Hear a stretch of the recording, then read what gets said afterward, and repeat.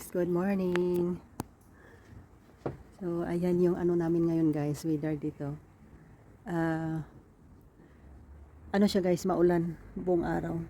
Morning pa lang yan ha, pero ano na siya, hindi maganda yung araw ngayon. Pero okay lang naman para mabasa yung mga punong kahoy, yung mga grass, para tutubo sila talaga ng maganda. So yung ano dito ngayon is ayan 18 degrees. So medyo talaga malamig, pero okay lang naman na ano, malamig-lamig. Ayan guys, yung ano ko guys, yung tomato ko, hindi ko alam kung magtuloy-tuloy ba yan yung bunga. Kukunin ko to kasi ano, nag-ano yan, pag hindi yan tanggalin, mag-ano siya, yung kakain siya ng much na ano, energy. Kaya kailangan kunin. Kinuha ko siya kasi para maganda yung ano nito, bunga. Dito naman kukunin ko din.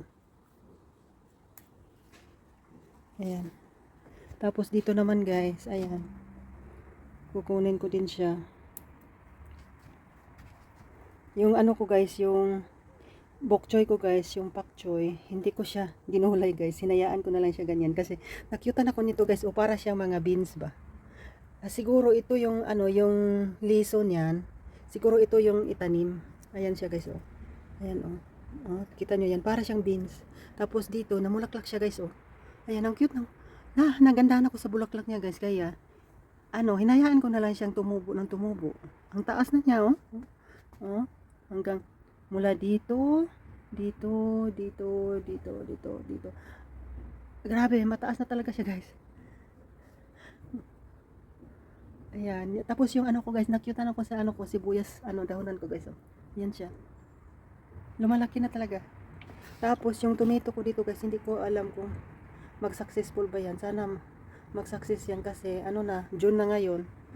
2 buwan na lang, July, August. Wala na. Mag-autumn season na. September, middle. Saka yung lilian ko guys, ayan. Ayan siya na. Ano talaga, tumubo sila. Alam nyo guys, 4 years na yan. Tuwing every every winter, natutulog yan. Tapos every springtime guys, lumalabas na sila. Noon hindi ko naintindihan. Nagtatanim ako noon.